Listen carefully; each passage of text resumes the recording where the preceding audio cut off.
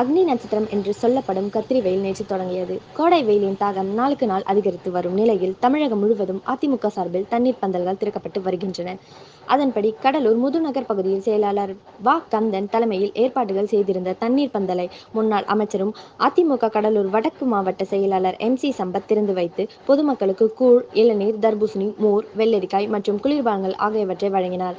இந்நிகழ்ச்சியில் மாநில மீனவர் அணி இணை செயலாளர் தங்கமணி, தெற்கு ஒன்றிய செயலாளர் காசிநாதன், ஒன்றிய பெருந்தலைவர் தெய்வபக்ரி ஏழுமலை, மாவட்ட ஓட்டுநர் அணி ஏ. சுந்தர்ராஜன், திருப்பாதிரிப்புலியூர் பகுதி செயலாளர் கெமிக்கல் மாதவன், வழக்கறிஞர் ஆனந்த், ப. மோகன், M. சிவா, M. மணி, துறைமுகம் S. வெங்கடேசன், ஜாக்கி, பழனி, செந்தில்குமார் சீனிவாசன், ஹரிஹரன், ஊரகாய் குமார், சின்னதுரை, ரவிச்சந்திரன், கிருபாகரன், வழக்கறிஞர் பாலசண்முகம், SNT ரவி, ப.